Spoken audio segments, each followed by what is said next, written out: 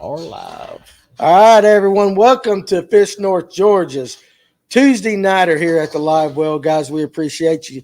Join us tonight, or again, if you're going to watch us at a later date, we got a fantastic show, and we appreciate you tuning in. We're going to be talking stripers and hybrids with my new friend, Joseph Martinelli. One of the reasons I invited him right there, look at the beautiful mug right there. One of the reasons I invited him, because when I met him a few weeks back, was his personality. It just struck me, and I'm like, I've got to get this guy on the show. So you're going to sit back and relax. We're going to talk about striper fishing in North Georgia. And again, like I just told him, we can go wherever we want to go. So we'll let you guys kind of dictate the conversation as people are coming on. I want to go ahead and get a couple of things, the business side of things, out of the way. We are building here at Fish North Georgia. We're redoing our website. Huh? You're outfitters now. Talk now. Say it out there. They are outfitters now. He keeps saying Fish North Georgia. It's FNGO, Fish North Georgia Outfitters. All right, so we're doing that. So here at FNGO, we're redoing our store and as well as our website. And so it's under construction. But what we're going to start doing every episode is we're going to have a product of the week. And that product is going to be discounted for you guys to go check out the new site as we're adding. Again, it's being built. But this week, we're going to be doing this. The FishCo OG swimmers. Okay, a lot of you guys love throwing these things on your Kitex, your ball head jigs, a lot of different ways to fish it. Well, this week, if you go to FNGO.com and you look up the OG swimmer, they're 15% off this week. You got to type in the discount code FNGO FishCo, and you get your 15% off of that product. And again, it's going to save you over $1 a pack. So these are really good. They're very comparable with the Kitex that everybody likes to know. In fact, they're a little bit more durable. Got the same action, same great action. But you guys check them out. Go to FNGO.com, our website as we're built. We appreciate it. And that's actually a really good way to help support the channel is to kind of shop with us. Make a little money right there so we can keep the lights on. That's how we do things. So Fred Ashcraft, what's up, FNGO? Same to you. And John Aldred, what's up to you? So let me go ahead and introduce the official introduction of one Joseph Martinelli with Heron Outdoor Adventures right there. Look at him. What a beautiful grin. Thank you. And seriously, you got a great personality. So I'm looking forward to this conversation we're going to have. So, and again, thanks for all you guys showing up. Tell me a little bit about who Joseph Martinelli is for those out there that don't know you. Sure. Well, I'm just lowly little fisherman. No, you're not that. So I do guide full time on predominantly Lake Allatoona. Yeah. Etowah, the Etowah chain there. Pretty much stick to the reservoir. Yeah. Most of the year. The river has its times, and it's small, and there's a lot of people that like to get up in there, and I try to kind of pioneer, get up in there, and there's a couple of guys that really know what they're doing up in there, and and then pretty soon the jig's up and it gets a little crowded. So you might find, if you want to find me up in there, you're gonna find me up there probably a Monday, Tuesday, Wednesday, maybe into a Thursday early morning, and then you'll ever see me up there. I get it. February, March. So yeah, I've been guiding on that lake for about 6 years now. Yeah, take full time. I enjoy it. My ministry is kind of like teaching people to fish. I'm probably not the best teacher when it comes to it. My wife's a wonderful teacher. I try to learn a lot from her about actually like teaching and instruction. I try never to be, haughty. Sometimes you do the same thing over and over. Like, how could you not know how to set the hook? Like I try not to be like that. So there's times you need to just kind of temper it down. And but there's just nothing like the smile. I don't care if it's a 5-year-old with his or her first fish or an octogenarian, and I'm blessed enough to be able to put them on enjoy, a fish. Yeah, enjoy all of that. So, that's awesome. See, look at the guy's smile. So Justin Cooper, first time for me, looking forward to the great info. And hey, we appreciate you joining us tonight. So we're going to talk striper and hybrids. That's what tonight is. If you're looking for bass talk, our Thursday night show, we got Tim Hancock coming on. We're going to be talking about old baits from the past and if they still work. So Jason Jones says they were still pretty stacked up a quarter up the river last week in the 3 to 6 pound range. So we're going to talk stripers and hybrids, and I really want to know a lot about the hybrids. But how is the striper fishing on Lake Allatoona as far as the quality of the fish? Sure. The quality, the fish are great quality. We've seen more. I've personally seen more bigger fish this year since last, winter into this spring. we've been truly blessed enough to catch 3 fish in the 30-pound class in the past 6 weeks. Those were only big fish of the year, though, so far. I don't see a lot of the teenage size fish like we would on Lake Lanier. We don't get into schools of fish that are, those 9 to 12 pound fish. Right. I see a lot of that on Lake Lanier. It's a totally different striper fishery up there. A 30-pound striper, though, is nothing to shake your head at. That's a big fish. That's a big fish. That's a big fish. That's a big fish for anywhere. There's no doubt. And they're kind of few and far between. But how many did you say you've seen this year? We've gotten 3. I mean, well, I had one that was 28 pounds, 5 ounces. Close enough. Yeah, we round up. Yeah. And one of them, 2 of them solid, just settled on a 30-pound boga, right down to the 30. They might have been a little heavier. When I catch a big fish like that, even this time of year, and the water is pretty forgiving still, the temperatures, it's kind of like after we've, that fish has probably gone through a pretty good fight. A lot of times I would say I fish almost ultralight tackle compared to what some others may fish. So sometimes those fish we might have been battling them for, anywhere from 8 to I've had battles for up to 25 minutes before with a big fish. Yeah. And, some of that's predicated on, can you chase them down or not, try to take up some of that line and how good the angler is that's handling it. Well, the reason it shocked me is that I just saw for the first time on our social media, a 30-pounder that was caught out of Lake Lanier.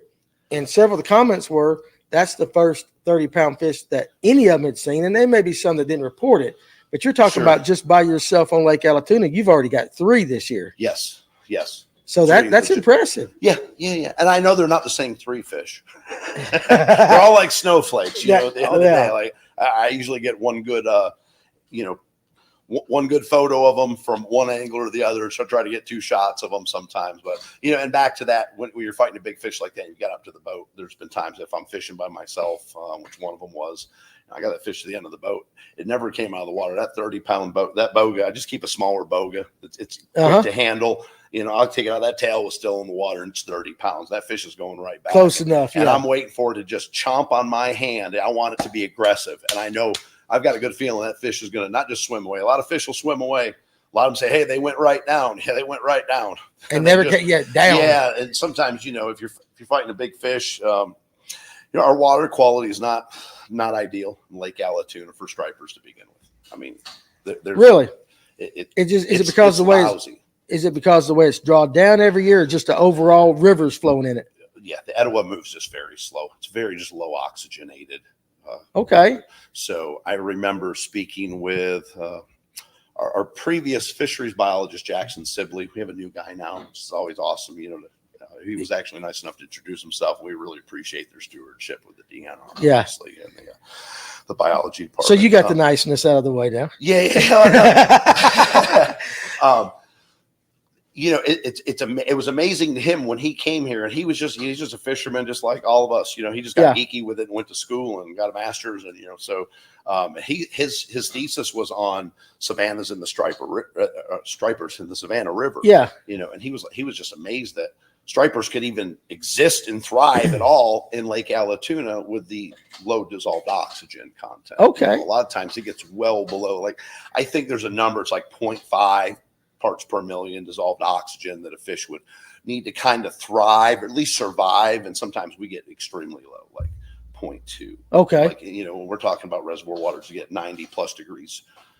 In the summertime, your only usable water is in that top, maybe 15, 18 feet of water. Everything down below it, there's just no oxygen. Just a dead zone. Just a dead zone. That thermocline sits up. And you're up in the hot water at that point. It doesn't matter if that water down below is cool. There's no oxygen down there for those fish to. Yeah.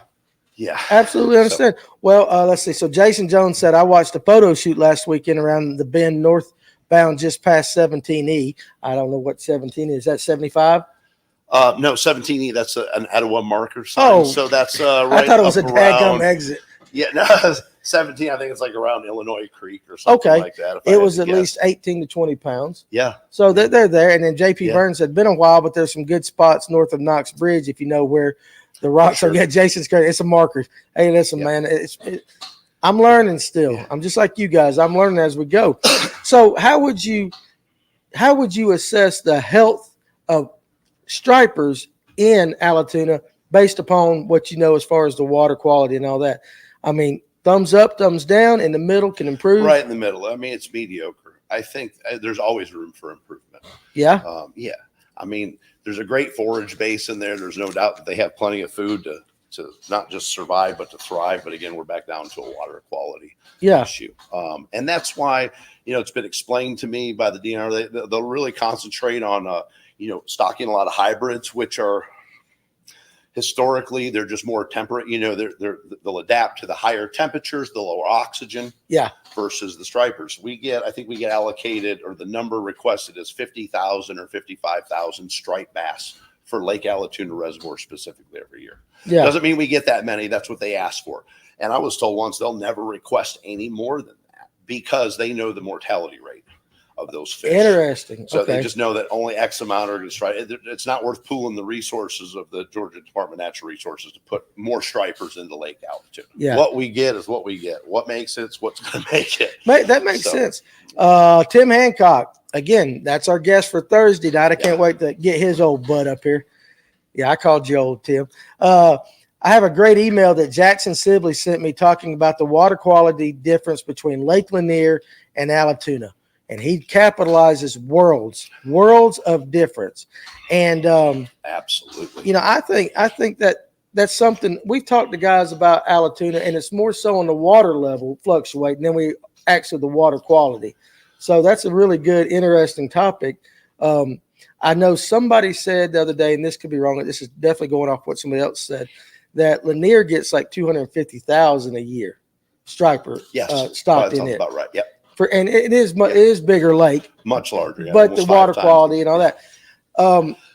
The hybrids though, and that's something that I'm really interested in.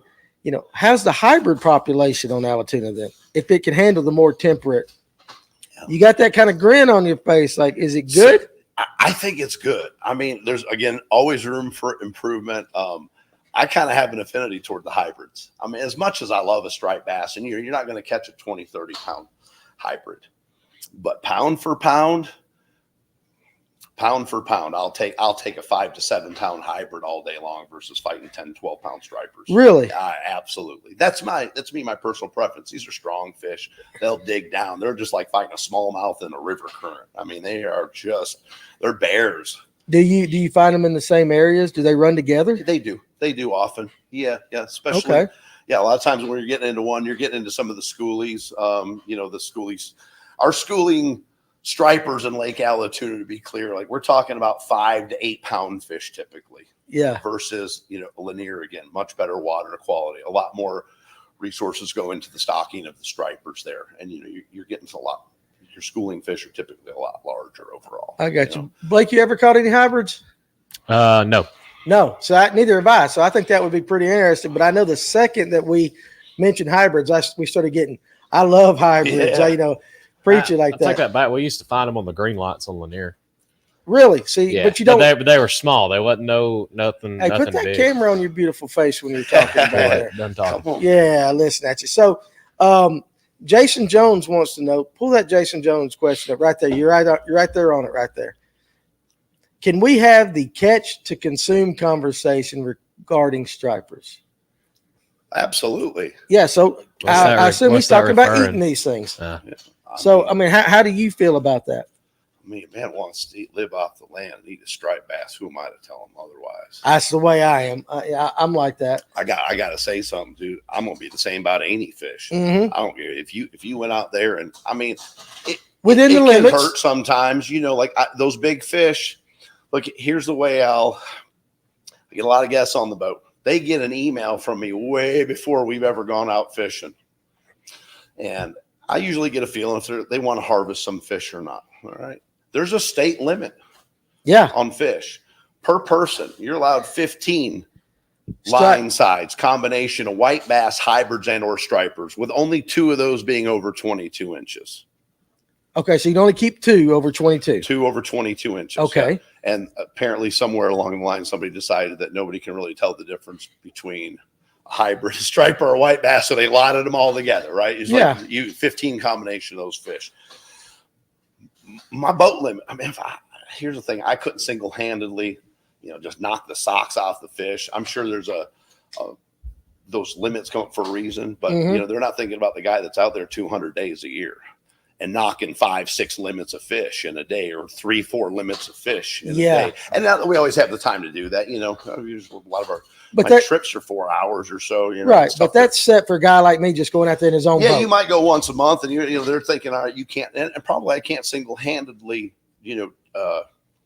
disturb such a thing, but maybe you can, because these are fish that don't naturally reproduce, right? We're talking about stock fishing, and these aren't crappie. They're just going to naturally reproduce, and there's 10, 15, 20,000 eggs from every, egg-laden female, and, even if only X amount percentage make it. So back to the stripers. Look, if someone wants to keep a striper, that's cool. Yeah. Not on my boat, though. Like, I'll just be honest with you. I don't keep striped fish. I don't keep landlocked striped bass on our boat. Okay, but you don't have a problem if a guy does it on his own time? No, absolutely not. No. Yeah. I've kept a couple myself that I know they're not going to make it. I've kept a couple of big fish. I've kept a couple of teenage size fish that unfortunately hook them during the summertime, have a long fight. I just know the fish. I'll spend 20 minutes on the back of the boat trying to resuscitate that fish. Now, if you're out in open water, here's your option. That fish is too big for the osprey, the eagle, anybody to come carry it away. It can just sit there and float around, or I enjoy some striped bass too. I mean, I might have a guest that wants it, like, hey, this is, if you had to take one home, this is a good one to take home.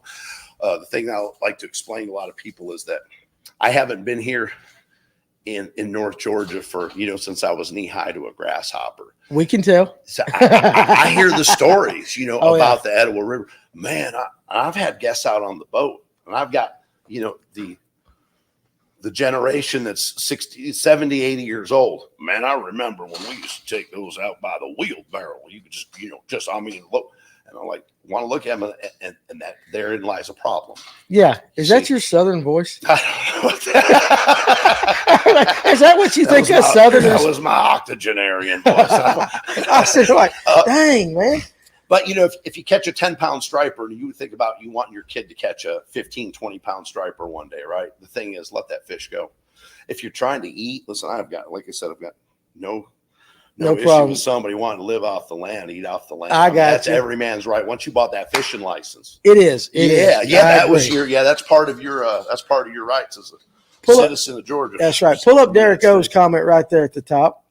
That one right there. He's got a question. Is the hybrid stocked as a game fish, or is it for the purpose of controlling populations of other species? Now, I will say this.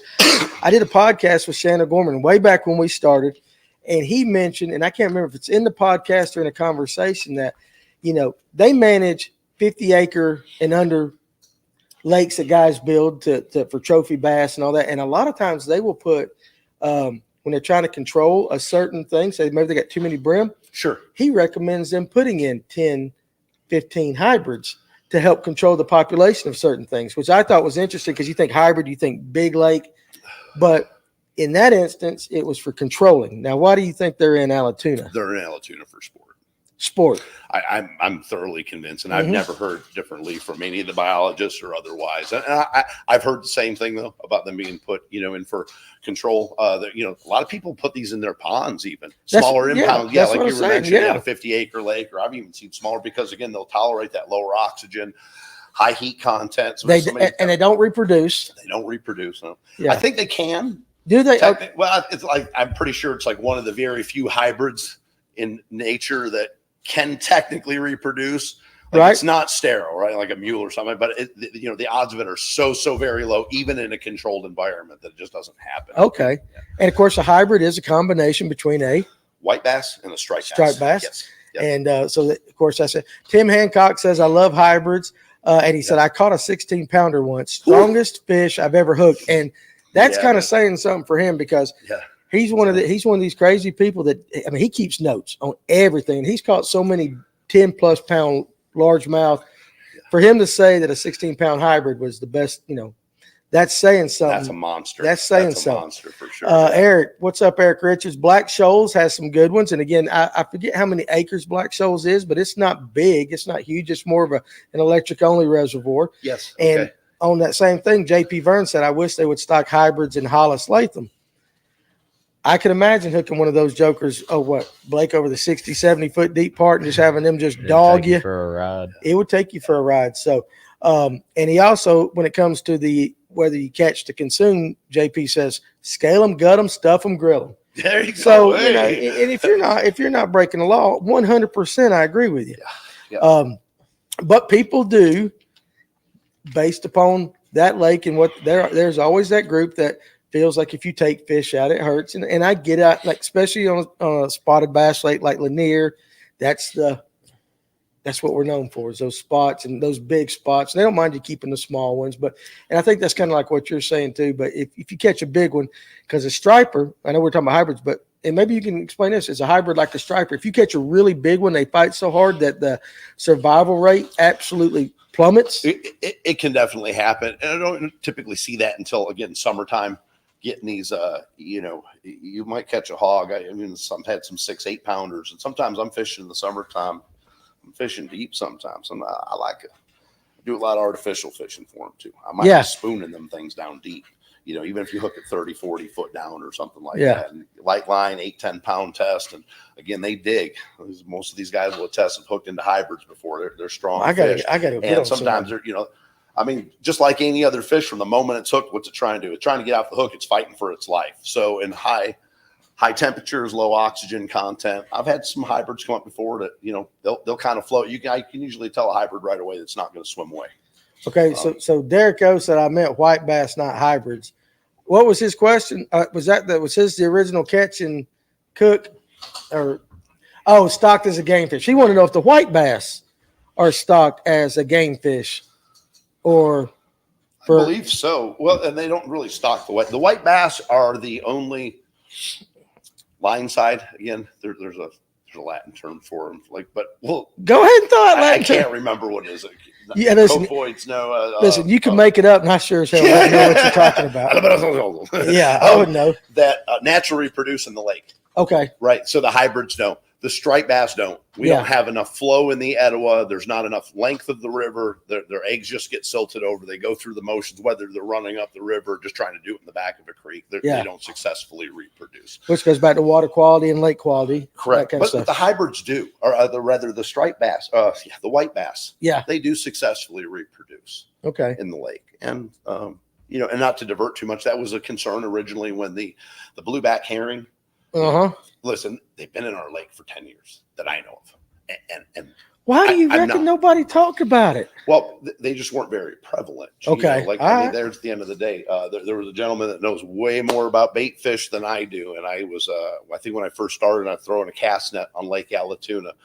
And I was like, hey, what's this funny looking threadfin? And I sent him a picture of it. It might have been, I'm going to say plus 10 years ago, actually, before I might have married my wife. Yeah. Really? Yeah. And he said, that's an alewife. Where'd you get that? I said, well, I was in the Allatoona Creek arm, of Lake Allatoona. He goes, he's seen them in there before too. But for them to proliferate, it hadn't happened until, maybe 5 years ago or something, where we started seeing a little bit of a boom in them. And I don't know exactly, what everything, everything has to just be just right. Yeah. Sometimes for them to really kind of take root, a lot of environmental conditions, but once they take hold, they take hold.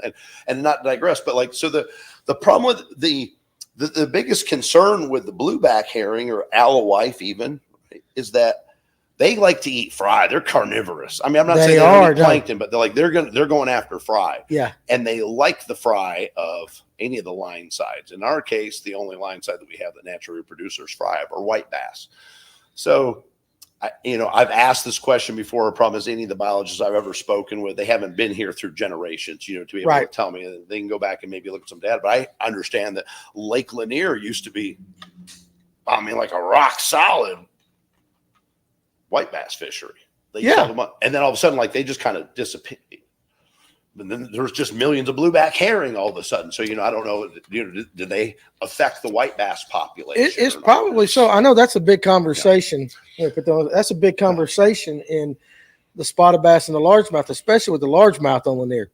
Because as these fries, we just got through with the spawn, and these fry out there, we got our fry garters, and this is a time when the bluebacks and all that, they're up shallow. Yep. Well, what are they eating on while they're up there? They're going to eat that fry, anything man. They can get a hold of. Yeah, that's right. Yeah. Pull up that question right there at the top. that and right there, Blake, you were right there. So, and Jason, you might be intelligent because I am really looking at your comments and all that. So we appreciate some intelligence coming into the comment section tonight. Love it. That said, when catching release or catching, see it, he says CNR. Catch and release. I'm sure that's what he's okay. With the stripe hybrid specifically on tuna, what water temps on surface are, or when water temps, I can't read for all of a sudden. When the temps are high on the surface, what's the best method / timing of returning them to the water? Yeah, I got it out that. Okay, what's the best temp to return them?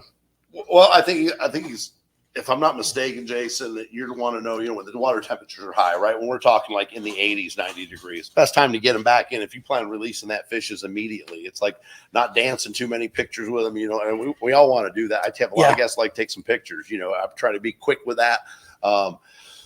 Getting them directly back in the water, you can usually tell a hybrid will swim away pretty strong and right away. Yeah. Sometimes they need to be resuscitated a little bit. If you're out there fishing and you got a legitimate bait tank on your boat that is rolling, got a Danco Venturi and it's highly oxygenated and that water's dead and you got a fish, you got a big one and you really want to let that fish go, man, just get it right. I'll drop it right in my bait tank. That's the best oxygen it can get for a minute. And I'll tell right away if that fish is just going to do the roly-poly. Yeah. Or a lot of times they're just going to get straight. And now it's a bear getting them back out and they're beating up bait. I do keep a large bait tank on the boat so I get away with that. But I've done that before just to help some fish. The best thing to do is if you're really going to let it go, though, and you don't see it's going to swim away and it doesn't go down and you're still fishing the air, you can kind of leave it. Sometimes they'll catch they'll get their bearings. Sometimes they just want to play dead. They'll get their bearings. Sometimes you go back and just touch them with the net and you'll see them. They'll dive down. They just wanted to rest. Yeah. If it stays there, really the best thing to do at that point is take it home with you. Yeah. Okay. Fish. It's enjoy. I think the meat's great. Yeah. It's a good. Do you have to, because I know you take a lot of these out of deep water, do you have to fizz them like you do a bass? Yeah. So you can, if you see that their air bladder is really distended. Okay. You can definitely fizz them. I keep and eat one. You got to know what you're doing to do that though too. You do. I've seen a guy try to fizz a bass, and I was like, well, he was alive. Yeah. he did have a chance to live. Sometimes, I've literally seen the difference before. Sometimes you bring up a fish and his bladder's, coming out his mouth. Yeah. Right. Yeah. While your stuff is out here. Sometimes literally just taking a couple fingers and helping that fish out and pushing it back down in there and getting it in the water. And here's a mistake I see a lot of people make, whether it's bass anglers or anything. This is not how you. That back and forth motion. Back and forth. That is not how you revive a fish. You're going to grab that fish by the lip, and you're going to figure eight it. It should always be a forward motion. You're just trying to push oxygen over its gills, right? You're just trying to. Okay, that's a good point. That back and forth, I think, it just does more harm than good. I can't prove it. I think I've been told by somebody that knew a lot more than me once, though, that is not the proper way to try to resuscitate a fish. You're going to kind of want to keep a kind of a figure eight motion if you can. It's not the most comfortable. It's easy to sit on the side of the boat and push it back and forth, or maybe rock back slow, fast forward. You can really. It's just pretty much easy if you got to. I do it from the tri-tune. I'm way up high on the deck. I might get on the back deck usually when I'm trying to release a fish, and I'll get flat down on my belly on the water. I'm a few inches from the water, and I'll just work a fish in a figure eight motion. So that's a good point right there. So Hancock says 25-pound striper. He's caught one of those two. Tie it tail with that 16-pound hybrid, and the hybrid would drag this striper over the lake. Yeah. So yes, let's see. So Surf Dad, hey, appreciate, and all you guys in comments, keep it going. You guys are really helping me out. So all stripers on tuna are stocked? ? Wow. What's your favorite time of the year to go for stripers or hybrids? Now you fish for them year round. I do. But what's your favorite? My favorite time is probably. Definitely springtime, like now. Okay. Yeah. They're at their fattest. Or they're fattest. They're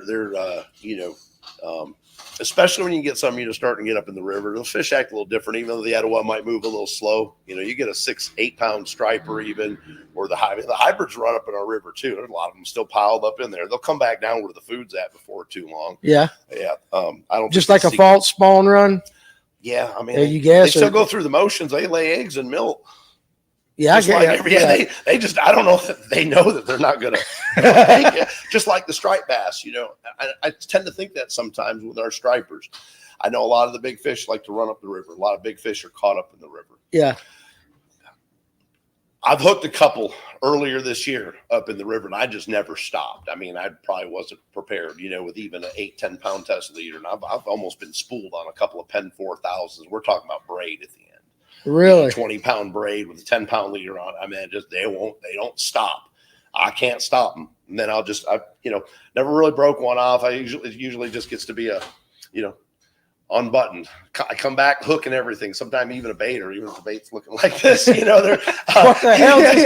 Yeah, I feel it. Kind of like, oh, you kind of wish the hook. You're like, oh, he broke me off. But a lot of times I'm just coming back with a hook. But the bigger fish we've caught right now, and these fish are, egg laden. They should be running up the stream. Every one of those fish has been Main Lake that have caught. Yeah, near the mouth of a large creek or something. Right. But they're out in the reservoir. So I think maybe, I don't know if it's just the bigger fish say, hey, look, it doesn't really matter if we run all the way up there. Maybe they're smarter. They're like, hey, all the food's right here. There's not a lot of food up in the river. Right. It makes sense. Yeah, it makes sense. So, Jason, how do what? Just a hypothesis. Yeah. They don't all run up the river. That's all we got. Yeah. That's at the end of the day. My own observations. Well, sometimes I actually had the conversation with a guy like that today in the shop, and we were just kind of guessing. And he goes, "This is what I've seen," and I'm like, "Sometimes that's all you need." That's right. It's what you've seen. But Jason Jones said he's glad you took the time to address that. I believe he's talking about the way to release the fish. Glad you. And Derek O said, I've been told before not to send them backwards. They don't swim backwards, so no point. You're not really helping running that way that water goes over backwards. That's right. I Now guess. you just kind of throw their gills back over and pushing water the opposite way. That's right. Yeah, they're okay. Yeah. So Eric, big Eric right there. So can the ones in Lanier reproduce? I heard they thought they couldn't when they first stocked them, but is there enough rolling water for their eggs to hatch? Now Lanier's rivers that come in, the Chestatee and the Chattahoochee, that is a totally different water quality, especially the hooch. Especially the hooch coming in. So is it possible then with that kind of water quality for the hybrid to reproduce? And again, hypothesis based on what you know. The hybrids or the striped bass themselves? I think let's talk about the hybrids. I don't think not the hybrids. Again, we're back to kind of like they just won't naturally reproduce. It's really the stripers won't. Bass. The striped bass that.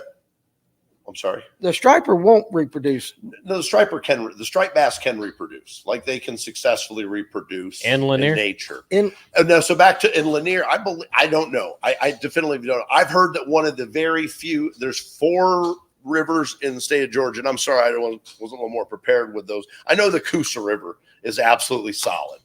The Coosa River is the most solid one around, so much so to where the entire brood stock for the stocking program of the state of Georgia comes out of the Coosa River. Okay. I would believe that the Chattahoochee, that those fish can successfully spawn. Yeah. Now, you've got a lot of river length there. Here's the thing, like ultimately, I think they need a minimum 30 miles of river. Now you're talking stripers, or are you talking about hybrids? No, I'm talking about striped bass. Well, they've got to have a chance to reproduce then. Yeah. Well, I don't know. Yeah. I definitely don't know. I know out in the wild, of course, saltwater fish that they run up the rivers to do that. So I mean, if somebody knows definitively in the comment section, you guys let us know, because I don't. Yeah, I believe that but you believe they could. I believe that they could. Yeah. I know the water quality is there, the turbidity of the water's there. The movement of the water's there. Yeah. Just like, it's very possible on the lower Etowah. I don't have any definitive studies. Now, the lower Etowah, you don't have as much river, but now you're talking about dumping into the Coosa, right? Meeting the Coosawhattie going into the Coosa River. Yeah. Some fish probably do run all the way up in the Etowah. Might come all the way up to that Lowhead Dam to spawn running up the river. Yeah. From there, their eggs got enough spot to tumble, even if it's happening down into the Coosa where they're actually turning into fry 3 to 6 days later, or whatever the case may be. So it sounds reasonable. Sounds good. Yeah, I want to believe it can happen. Absolutely. Pull up Wes Bailey's comment right there at the top, or is there a question right above him? We'll get Wes's. Oh, so okay. No, we just did Eric's right there. So, can we talk about what parts of the lake to target based on time of year? Moving from Notley to Tuna is overwhelming because of how long the lake is. And again, Lake Notley, much smaller than Allatoona, which of course is much smaller than Lanier. So let's just take right now. We're in May, going into summer. So what are you going to be targeting for the next, say, few months? And when will that change into something else? Okay. Good question. As I've continued to fish the lake more and more, here's one thing I've realized: those fish are everywhere. Okay. They're literally from the north, up into the river right now, all the way down into where Allatoona Creek comes in. Down by the dam? Down by the dam and below the dam. I'm talking about that whole stretch of water. There's an entire half of the lake below the dam, which is the Allatoona Creek arm, right? That comes to meet there, that meets the Etowah. And the south end bite right now has been strong. I just stay out of down there. It's a long ride for me. I like to keep the boat in the marina. Yeah. Less trailer in the morning. I stay mid-lake. I stay around Galt's Ferry. Okay. So what? Yeah, I was going to say, what technically is mid-lake with Allatoona? Because it sits differently. Mid-lake is probably the dam, maybe. Okay. It's around Gatewood, that area. That's mid-lake. Yeah, I would say that's probably mid-lake. Okay. By length. Yeah. Because like on Lanier, dam's on the south of the lake. A lot of the lakes, the dam's on the south or wherever. Correct. But on Allatoona, it's coming from all over the place. Yes. Yeah. It's just jacked up lake. Major creek arms come in there. Yes. So basically, you can catch them anywhere year round. How about this question? If you're staying wherever, if you can catch them, how are you targeting them right now? And I know you like to throw live bait with your clients and all that, but let's say if you were going artificial. Artificial right now, I'd probably be out there with I'll tell you exactly. I used 2 weeks ago, give or take, was a Friday. One of those great Fridays, didn't have a trip booked. Yeah. So I'm going out taking myself fishing. Yeah, for sure. Yeah, I'm taking. Man needs a day off. That's right. I caught some really good fish on a riser, little jackal riser. I keep one of those tied on a lot. I've been using a riser bait for about 3 years. Apparently, the cat's out of the bag on the riser bait. It is now, right? Like I see there's knockoffs, which are great. Matter of fact, I love the one I got some from Chuck Thrasher. Yeah, another similar little chrome one. I mean, those things are just money. They're money. Just showing the fish something different. I can let it drop down. And it's like a reverse crankbait. You guys don't know what a riser bait is. Yeah. So, the lip is turned upwards. Correct. On it. Yeah. So you can get it still kind of come up to the top and walk. I'm a big proponent of using a spoon. I'm a spooner. You can ask my wife. Well, that's I like a spoon. How many times does the guest actually make the inappropriate comment before I do? Never. So hey, listen, that's the first. Maybe it's cuddle bear. It's good. Well, cuddle spoon, however you want to call it. I'm all good with that. I like a spoon. Spoon is probably one of the most versatile baits a man can fish. I can vertical fish that thing, get it down 40, 50 feet. I can throw a spoon a country mile. I can burn that thing across the top of the water. I can make it skip across the water with my retrieve.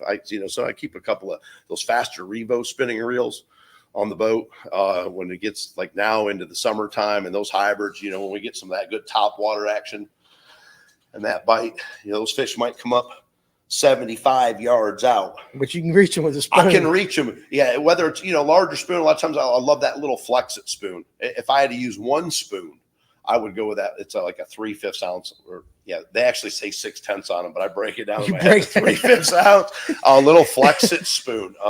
Man does math on the boat. Yeah, it's a short spoon, but I can cast a country mile. It's, 3 inches long, give or take. Represents a good bait fish when it's moving fast by them and their feet. They don't really. It just looks like an erratic, a lost puppy in the school. Right. And the rub with fishing the spoon when that's happening, you get that top water, is that you're in and out of your target zone very quickly because you're trying to rip it. These fish are hitting on the top. Sometimes you can get them subsurface too, because they'll go down. They're depending on the bait they're following. Usually, and not to digress much, but a lot of times when I'm seeing top water action, those fish are chasing threadfin shad and not herring.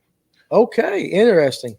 From my own observations, that's all we're going on. You're the expert. With the exception of sometimes the young of year herring, like that first batch, that young of year herring, I don't think they know enough that they're supposed to just dive and that they can stay down. Yeah. I've seen them get pushed up, but the majority of the top water action that I see, they're feeding on threadfin shad. They've got those threadfin shad to push up. Now, is the top water action early in the morning, all day? Sometimes all day. I've seen it just happen just out of the middle of nowhere. You'd be out there. I'm coming back in. Sometimes I've dropped guests out before, and I've looked outside of the marina. I'm like, oh man, I gotta go. Like I'll turn the boat around. Send a check. I gotta go. I gotta go. Yeah, I get it. No, I totally get that. So, spoon. Spoon. Yeah, I like spoon. When the Etowah is chocolate milk, will the stripers still eat? Absolutely. Those fish, almost a lot of those fish they're going to eat every day, regardless. They don't care if it's muddy. You know, you're going to target them a little different. Stripers have pretty good vision, you know, especially on like larger baits and stuff. Yeah. But you know, there's something to be said about fishing some cut bait when the water's high and muddy. Cutting a shad, getting it down there, getting it up off the bottom. That's exactly what I was getting ready to bring up. Yeah. Now I did go with I won a Sigrasar back. It's probably been 12 years ago. He put on the Geo informs for those of you guys that remember those. They're still there. But he put on a father-son trip, and so we won it. Yes. Went out there, and I did get to set the hook, but I had to hand the rod to my son. He got to reel them all in. But one of the interesting things that he was doing was he was taking whatever it was, whatever type of shad he had, and he was cutting it and fishing it almost like Carolina rig kind of, where you had a big anchor holding it down and the weight was the whatever it was, piece was in the current. This is what I found interesting. We only got bites when there was guts. Like he would cut the tail off, he'd cut the head off, and he would slice the main part of the body into sections that had the guts in it. Put it on there, and he would throw it out. And if something hadn't been bit for a while, if a line had been out, he goes, probably no guts left in it. Yeah. Every time he would reel it up, the guts were gone. He'd put a fresh piece on. Yeah. But I found it interesting. We were basically catfishing for striper. Yeah. You know what I'm saying? Yeah. And so I always, they hit cut bait on the bottom like that. Very interesting. On the bottom. I've seen some, I didn't grow up fishing striped bass personally. I grew up fishing. The closest thing that I grew up fishing for a big predator fish like that was the muskellunge. We had a lot of northern pike and musk. Yeah. Where I grew up. All right. So you got to be careful. Okay. Your wife's watching. Cassandra, first of all, she's a good woman. Cassandra, thank you for joining us tonight. She says he does like to spoon. Bless her heart. Okie dokie. All right there, Cassandra. So, hey, we appreciate you watching us. I'll see you later, babe. Yeah, I always tell people that. I'm going to go home and take – that don't ever work for me like that. Derek O wants to know, how about a flutter spoon? Because you talked about about that flex. How about a flutter? I had a little small box. I should have brought it in with me. Yeah, I love a good flutter spoon. I like that Hog Junior spoon. Yeah. There's some good spoons from Georgia Blade Company. Yeah. I use those. There's a lot of times I'm just going for the silver base, but I've been known to, I'll put some chartreuse prism on some of them if I don't find it the way I want it, or even paint the back chartreuse. Chartreuse seems to be a color that's really in that spectrum for daytime stripers, for them to be able to see that, especially going deep. I think like blues to reds, but chartreuse is like one of the highest visible colors to them. Yeah. It looks like something. They hit it. They like it. Yeah. Yeah. But a lot of times it's just that flash, there's that. I'm just looking for that flash or getting that action in front of them. But I love a good flutter spoon. And that's back to, I might use that smaller spoon to cast. I don't like that big spoon to cast on school and fish because it doesn't shoot through air like I want it to. Gotcha. But that little thing, that little lead bullet, I can shoot that a country mile. Yeah. But yeah, when I'm spooning straight up and down, sometimes I'll use a smaller spoon, but I like those big flutter spoons. Okay. I don't use there's some big flutter spoons. I've used a couple big nickel spoons before. Yeah. I love how they say. I caught them on Allatoona, even hybrids. I love how they say 6-inch spoon. I'm like, that thing is about 9.5 inches long. Like somebody's line. It's a grand size. It is. Eric Richards. Now, somebody always has to bring it up live scope, but we actually did talk about this beforehand, before the show. Can you tell a difference between hybrids and stripers, and then, of course, spotted bass or largemouth on a live scope? Can you tell a difference? Like if you look at something, you go, that's stripers. We're not even going to mess. Or, well, a bass guy would say, we don't even want to mess with them. Can you say, that's a bunch of spots? I want the hybrids or stripers. Yes, specifically depicting the difference between a hybrid or a striper on my live scope, no. But like those fish grouped together versus their spotted bass or crappie or catfish or – I don't stare at the screen a lot, but I know enough to. I can tell the difference. I can tell the difference. I'll be honest with you. I can tell the difference on traditional 2D down scan. On structure scan, I use a Garmin or even Lowrance. I can tell the difference. I can tell you if I'm looking at spotted bass in a historical view or if they're hybrids or stripers. And that's just something you learn based upon experience and time? Yeah, like, but hey, look, that's what that looks like, and that's what I just caught. You can do it like that. Simple. The air bladder return, the stripers and hybrids, they have larger air bladders than most of the other fish. Even a white bass has a little larger air bladder. I think that's one of the first things that you one of the main things a sonar sees, it picks up that air pocket.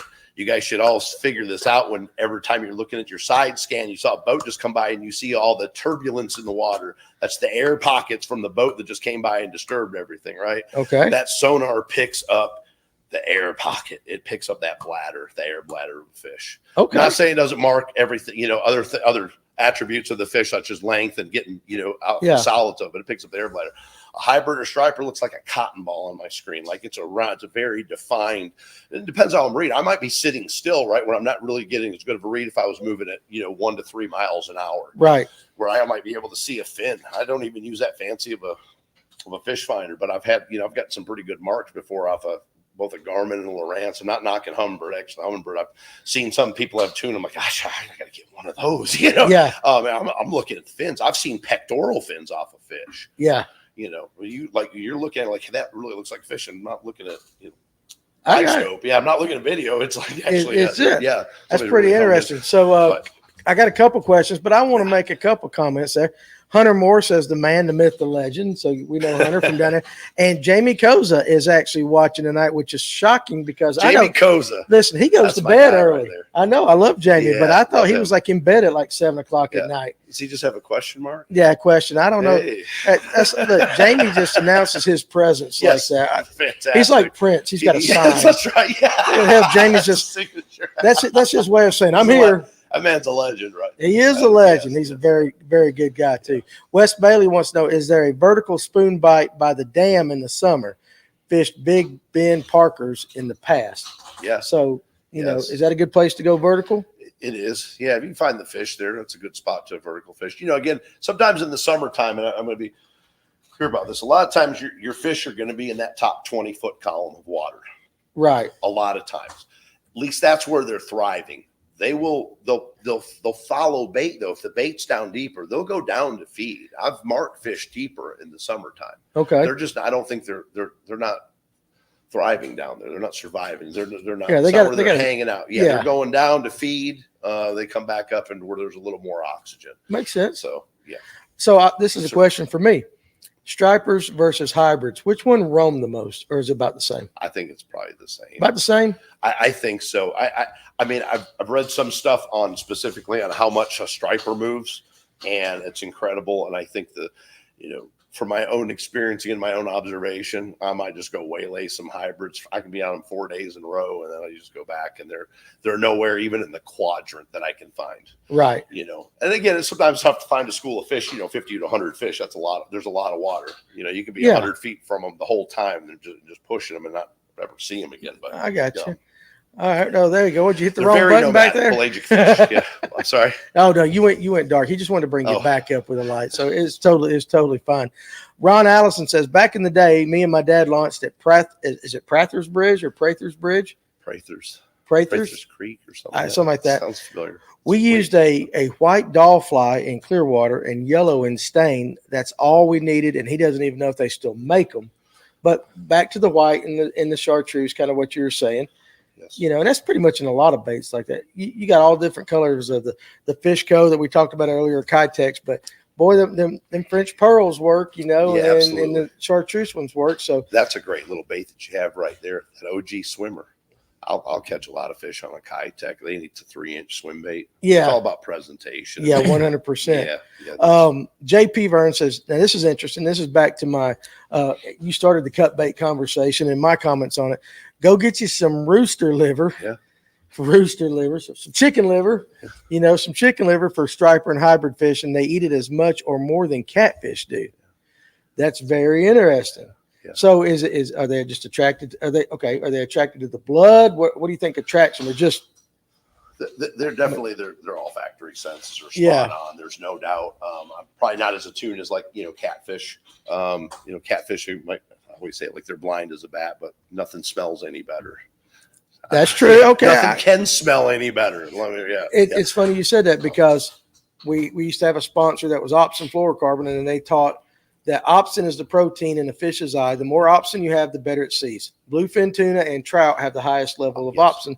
Catfish had the lowest. Yes. I also got taught that catfish also have olfactory or smell, whatever the hell smell Yeah, they're olfactory. all through their whole body. Yes. Like a catfish can sit in the river and smell on the backside. Yeah, they got it. Yeah, they need it because they're blind as a bat. Sensor. Jason Jones says air underwater equals not water equals contrast. So what you're saying by seeing the air bladder, it gives off a contrast. Because air, and you're talking about the boat going by, and you can see all the bubbles that it kicked off. Because the air's in the water means there's no water there, therefore there's contrast. Yes. That's what you're seeing on the Yes. screen. So, that's pretty cool. So, and then JP says, no, for real. Okay, rooster liver is different and better than regular chicken liver. Ask Jamie Koza. He used to sell it to That's us. right. That's right. Yeah, Really? my understanding is like the rooster liver, it stays together a little better. So like, we're actually talking about the difference of actually having the male birds' livers, right? The actual rooster. I did not know that. Yeah. I did not know that. So when you go buy a thing of chicken liver, it's usually, I believe they're usually just from hens. Really? Historically, yeah, because not people kill the roosters, right? Like, I mean, that makes sense, man. You're not eating your chicken bird at home that you put up on the grill or however you did it fricasseed. It was probably a hen, I did not know that. Yeah, so it's my understanding. I don't know if they have a different smell, but my understanding is they're a little firmer. I can't remember that I've ever known that I've fished with specifically rooster livers. I fished with chicken liver before, though. Well, JP, I appreciate you teaching me that right there, stuff, buddy. That is good. Yeah, and I know they used to sell that through Kennesaw Bait in the dugout. Like it just got. My understanding is it just became like, kind of big, like unicorn tears. Hard to get and really expensive if you could find it. Okay. Yeah, so makes sense. All right, Jason Jones, pull that one up right there. Good insight. I've been trying to research the speed of movement relating to Atlantic stripers, but having someone that has watched them run for years is worth a million articles. And again, that goes back to what you've observed with your own eyes. Yes. And you can read all the stuff, and he's 100%. You can learn a lot, but time on the water sometimes just trumps that because, for years they said that there were no bluebacks or alewives in Allatoona. Sure. Nobody would admit to it because technically, but you would hear people say, no, they're there. They're there. And then once the population got up that, you're forced to admit, okay, they're there. The education that I was given behind that is to why, because for a while everyone was like, hey, why can't we use these? And I think I even asked the biologist, they gave a little seminar 5-6 years ago. So what do I do when I catch, listen, you catch a bait that's 6-7 inches long, and when it hits the net, it's just, literally, it's moving so fast. You want that on the hook in the water, and those fish will key in on that. Yeah.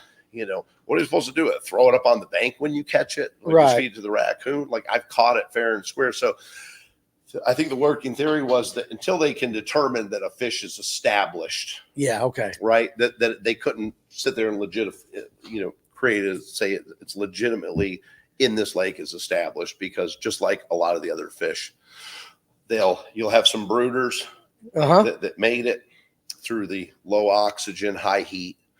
They spawn in the spring. You got millions of them. The majority of them die. They don't find a thermocline refuge, so they're dying off. Yeah. Right? So you say, well, is it really established bait fish? Like they couldn't even prove.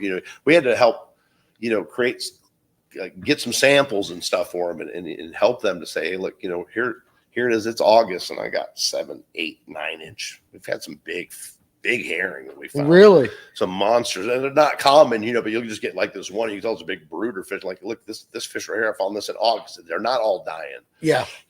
And makes sense. Yeah. And then there's a process that goes, the biologists do their thing. They show the data. Then you've got to wait for the Department of Natural Resources to actually enact it into law. And that took a little time, but when it happened. Makes sense. And that's based, I appreciate you saying that, because by no means was I downing any biologists. But you would hear the anglers come in and like, they're there. They won't admit to it, but they're there. You hear that. Derek O wants to know, this is a good question. Do you know any or many people who only use artificial for stripers? That only do? And I know Henry Cowan when he fly fishes. I do know a few guys that are out there. They're honestly, I think most of them, I would say they're my elders. Yeah. That don't, and honestly, it's a lot of guys. The fact of the matter is, unless you got money and you want to go buy some live bait, it's a lot of work. It's not the easiest thing to procure fresh herring or threadfin shad in the Do morning. you catch all yours? I catch all mine. You catch all your bait? I catch all mine. Cast net? Cast net. Yeah. Okay. Yeah. Don't get me wrong.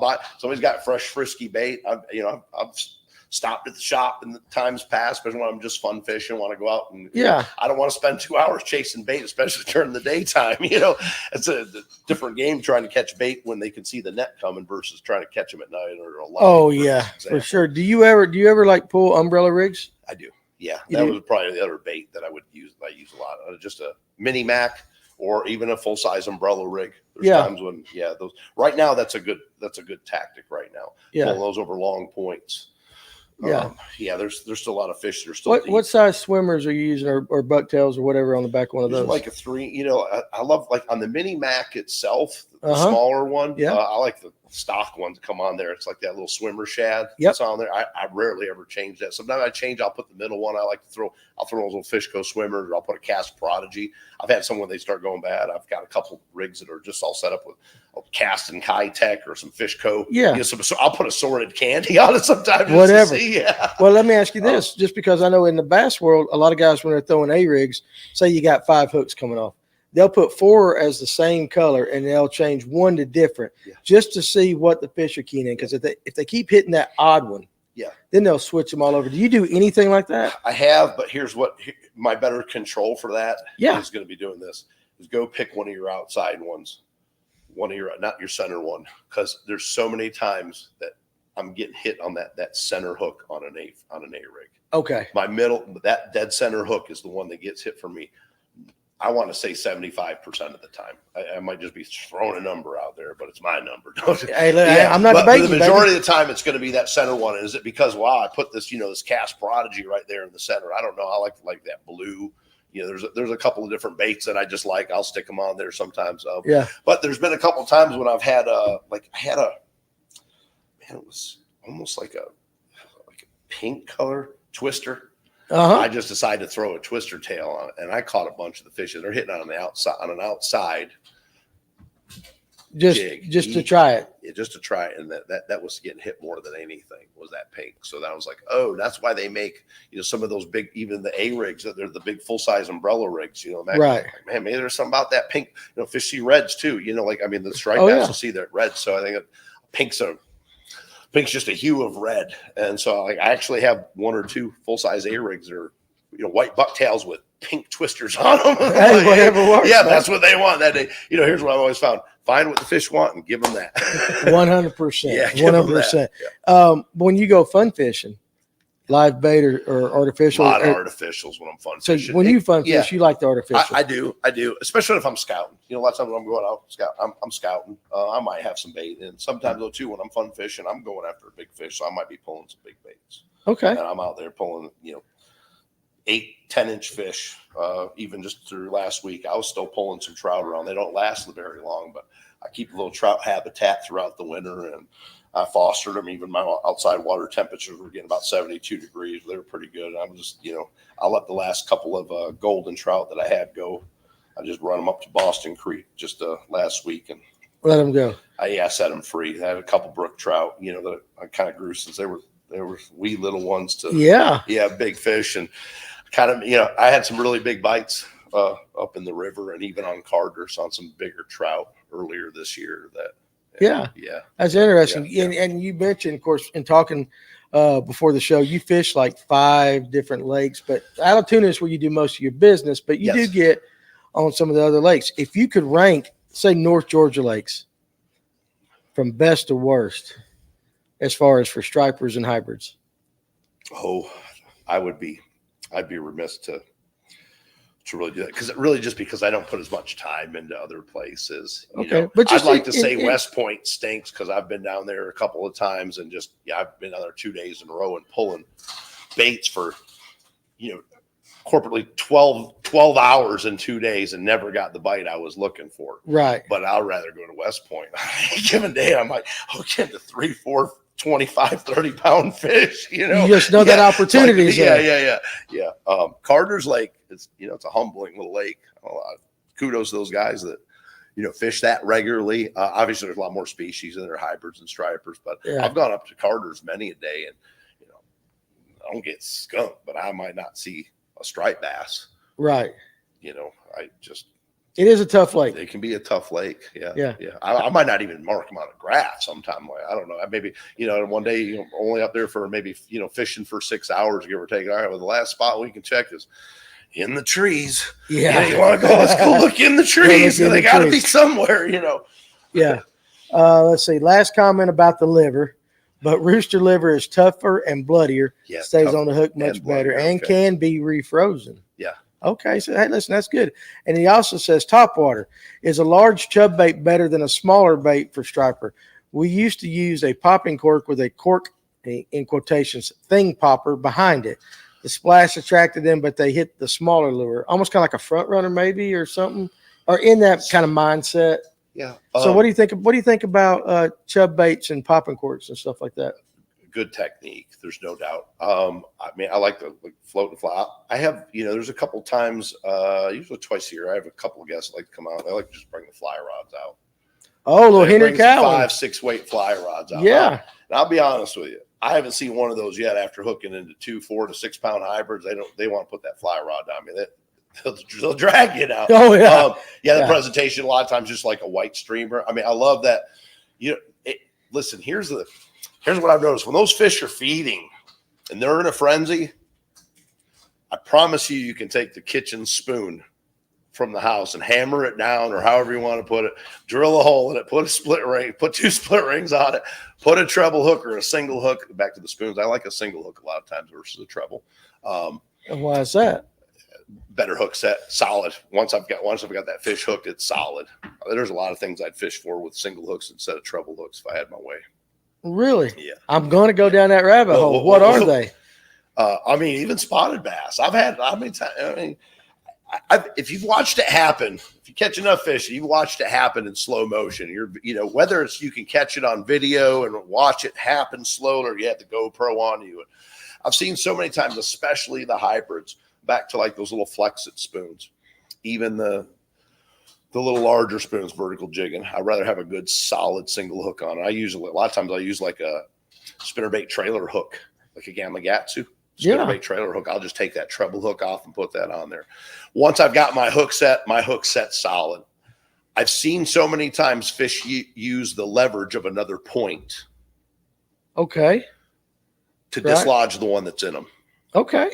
Hey, fair enough. That makes sense. Yeah, it happens. I know this. That's something I can attest to. I've watched it happen right from my very eyes before. When a fish is thrashing, you're getting it closer to you sometimes, especially once that fish is breached. And it gets its head out of the water. I've seen it happen. I've seen it happen with almost every species of fish. That you think you've got a solid hook set, and they go close their mouth. They catch another point, and they use it to kind of.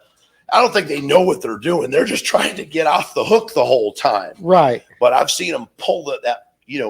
Right from you're pretty sure you got them solid, even if it's 2 hooks, and they grab that top, you got them down here, and they go close their mouth, and their snout catches that top hook and dislodges the 2 that are buried in there right at the bottom. I believe you. So back to, I like a good single hook. You might miss more fish, you know what I mean? Like, connecting with more fish, but once you've got that hook set, it's solid. Okay. It's solid with a good single hook. Like I said, a little 2-aught trailer hook. It's one of my favorite hooks to put on a spoon. Okay. Yeah. You sound very passionate about that. They're just little observations, I made over time. And I've lost some, I've had my heart broken. I've lost some real gems right at the boat, including spotted bass, including big largemouth. I remember. I hooked one of the biggest largemouth I've ever seen. I caught a big one in a smaller lake, but I hooked one in Allatoona that I know a double-digit fish when I see it. Oh, yeah, they're there. And it hit an old jitterbug. I mean, a wooden jitterbug. I was out throwing old school. This was a few years ago. Yeah. Yeah. I'm glad I'm not saying that's where that fish did that, but that was one of those times like, man, I just don't know what I could have done any different, because I wish I would have just had one solid 2-aught hook somewhere in him, not a pair of trebles. But now you got a pair of trebles. Yeah. So I like it. And of course, speaking of old baits like that jitterbug, join us Thursday night here. We're going to be talking with Tim Hancock about all those old baits. Stephen Bardet, the king, has chimed in. Joseph definitely knows his stuff. That's high praise. That is. Bardet is a better than average angler. And for him to say that. Hey, and Bardet he can fish. we don't want to tell him too much. That old head between that and Alabama, his head's big enough as it is. But also, Two-Bar Day, Bill Payne was in here with me, and we recorded a podcast that's going to be coming out next week, Nighttime Bass Fishing. Ooh. What Bill Payne told us to be using and how to use it. Oh boy! So that's going to be dropping on our YouTube channel. Bill Payne's just a gem of a dude. He is a gem of a man. Legend, Mr. Barday. A lot of these guys jumping in here, we really appreciate it. Yeah, Barday. Yeah, I love Barday. Yeah. Now his wife is the better half of that equation. I've heard this. Yes. She is far. Yeah, she's the brains, and he's the brawn. She's everything else, like that. But yeah. I like that. So Jason Jones right there. Fishing charters cost money sometimes, a lot. But you're not just paying for a boat that you can get fish on, but the captain has hundreds, maybe thousands of hours of insight that you can walk away with. And that's kind of the way we try to base this show is with the guests. Get the guests on. They're the experts. You guys spend a lot of time on the water. So, I think so far that single treble hook is that single hook is going to be what's in my mind because that's not a lot of people. I don't think I've ever heard anybody say they prefer a single hook over a treble hook, but it's an interesting insight that you have found in your experience on your observations. Especially with those hybrids and stripers, when you're throwing at schooling fish or something. I've seen it make all the difference in the world. So, yeah, absolutely. So and Jason's right. I mean, it's not a lot of people can benefit. I'll be honest with you. When I never fished hybrids or stripers. I grew up in Western New York. No. We didn't have any hybrids or stripers. There was that fishery wasn't really around at all. The smallmouth? Smallmouth bass, walleye, musky, walleye, a lot of largemouth. I love bass, how crappie. We call them muskie down here in the south. Yeah, muskie. Musky lunge. Right, muskie. I don't know why I started using the proper. I love the sticker on the front door. Jesus loves muskie. Right. Jesus does love muskie. I caught my first muskie in Tennessee about a year and a half ago. Different breed of fish, man. Absolutely, yeah. Different. Yeah. Everybody needs to hook into a muskie one time. Yeah, and mine wasn't even a giant. Mine wasn't but about 24 to let's see. One was 28 and one was they guesstimated just over 30. In Tennessee, you can only keep one a day and it has to be 50 inches. I don't know why you would keep one, but whatever. But the hit. Yeah. And that's different.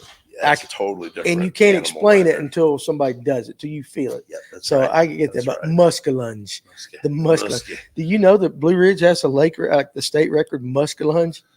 I did not know that. Yeah, but it was caught like in the 50s. So I don't know how the hell it got in there, but it was it's a big one. It's like, geez, it's 40, 50 pounds, something like that.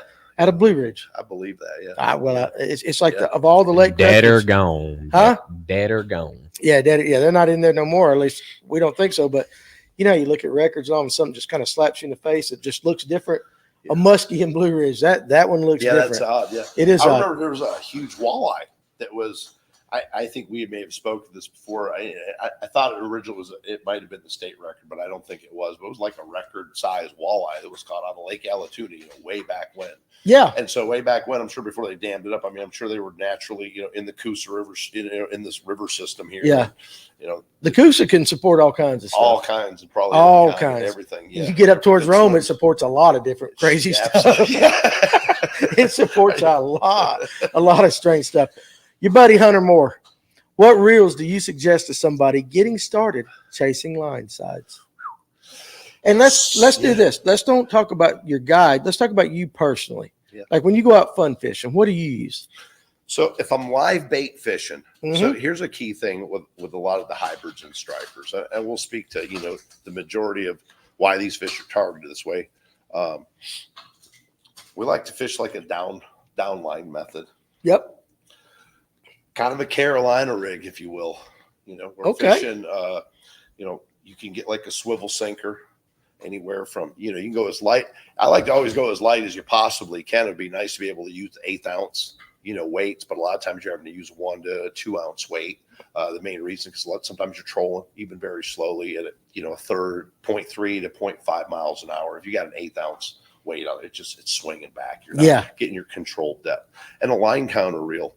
And there's some great ones out there. I mean, there's a lot of different companies make one. I'm kind of a fan of a lot of the pen reels, would be a Warfare or a Squall. They're pretty good without breaking the bank. for my money, the butter is the Shimano, like a Dakota line counter. I mean, that's where the drag is just butter smooth. Yeah. Butter smooth. And if you want to fish 8-pound tests and you don't care when you hook a 20-pound fish and you're just, your drag was set where you want it, and you're just going to let that, that fish play out. So a line counter reel, again, trying to get controlled depth. And then, I know you didn't ask about rods, but you got to pair it with something. So these 7 foot, 7'6", either an ugly stick striper rod or one of the Okuma striper rods, they're typically like a medium light action. They got some backbone where they need it, but it's a really light tip. You're just kind of fishing those. Usually they're sitting in a rod holder. You get controlled depth. You drop it down to 15 feet, maybe. Or, that's going to change from different times of the year.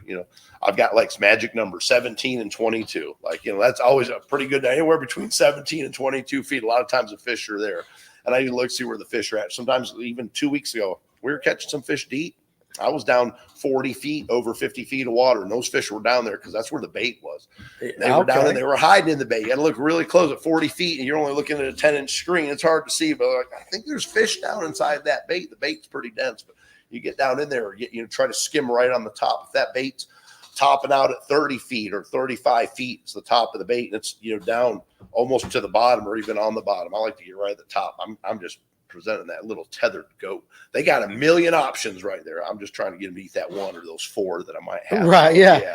And so be able to, know that you're right where you want to be with that depth is huge. So a line counter can be, you ever use a downrigger at all in Georgia? Is that even something? Because I used one in Michigan.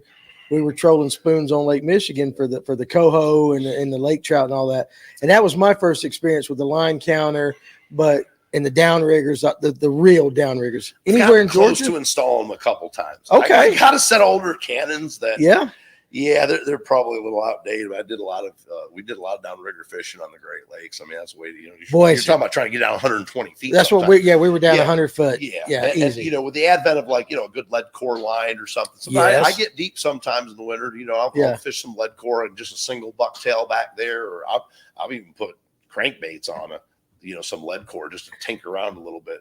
Hey, am I getting down 50 foot? Let me just keep letting another color back, and then I keep going over. I'm seeing fish, especially this a lot of times in the winter. I'll find some deeper fish. Even on Allatoona, it's not as deep of a lake as a lot of the other reservoirs. Right. Well, especially as Carter's, for example. But Carter's is an anomaly. Carter's is an anomaly. Yeah. That's one of the few spots I've ever been in the summertime, and I'm just dropping down, 100 feet of water. Yeah. Over, I might be on a slide, and I'm down 100 feet, 120. And if I just moved another 75 feet this way, I'm into 200 foot of water. Oh, yeah. Hooking fish, trying to get them down that deep. That's, back to that. That's when you don't want to have a half-ounce sinker. You just smoke a cigar while you're trying to get that bait down. You're trying to get your bait down there. You want to have a 2-ounce sinker and a rod that can handle that. Right. Yeah. Right. I don't think people appreciate it, but you mentioned lead core line because that's what we used up in Michigan. Yeah. He even had it out on the planer boards and stuff. We had them down rigged. And when you get 100 foot of that line, 100 yards of that line back behind you, because of course you're on the Great Lakes, it's a lot. You hook a decent sized fish. We're not even talking striper size, just an 8-pound lake trout. On lead core line down at 100 foot of water. It is a massive amount of work to get that joker. You're doing it up and down and up. But it's that lead core line. That was my first experience with it. Yeah. That's a different animal altogether. So I was just curious if in Georgia people used it. If I had, sometimes I always think about that. Like, if I was change the boat out, or if I want to put a couple of pedestals set up on, my main craft that would I want to try to tinker around with the downriggers and, it was successful enough doing other things. Yeah. Just no need. And sometimes I personally just go out. I actually take guests out sometimes. I just want to fish artificial. Yeah. Yeah.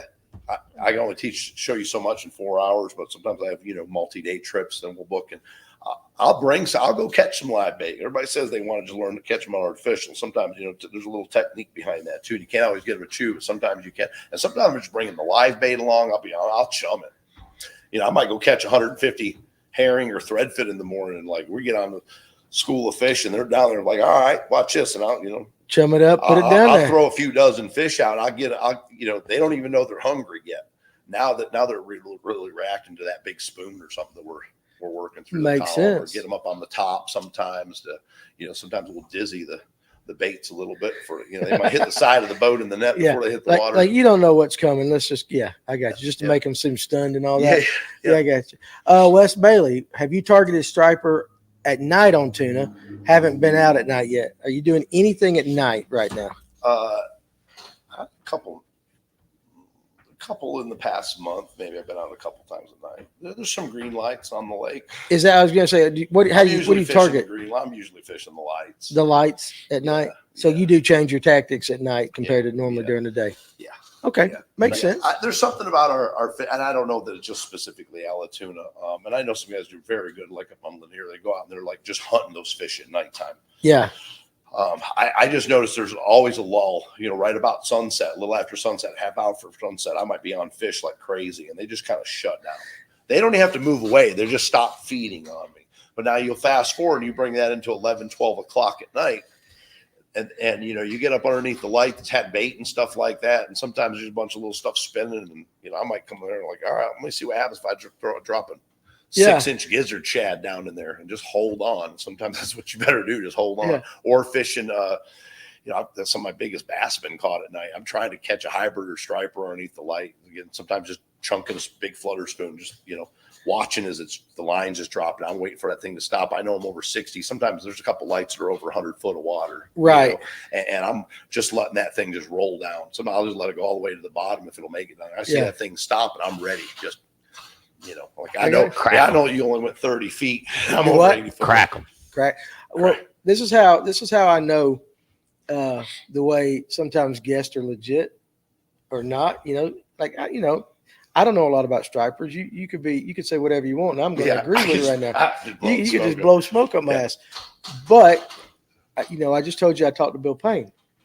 The interesting thing was, and I'm not going to drop all the stuff because you won't watch the podcast, but Bill Payne talked about a lull, bass fishing as well, right after sunset for like a couple hours. And he said, but you got to know how Bill is, but you get to 11 o'clock and all that, and it starts kicking. And so just kind of like the similarities, you're fishing for striper, he's fishing for bass, but the similarities in the timing and the technique. Not to say that you've been full of crap the whole thing, but I hear something like that. I'm like, Bill Payne said that. I heard that twice today. Yeah. So it's kind of like that man studied a lot of fish. Yeah, over the years. But it also goes that what you're talking about. Because like Bill Payne, listen, Bill Payne can say whatever he wants, and I'm gonna be like, that's Bill Payne. That's right. That's right. That man's taught me a lot just by listening to him. I have to tell you that is really cool.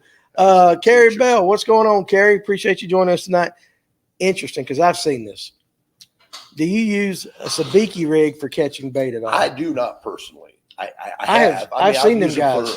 I've tried it before with the herring, and the herring and alowife. We have a little bit of a mix. I've actually had some threadfin hit it before, and I know they're like supposedly just eating strictly different phytoplanktons, different planktons.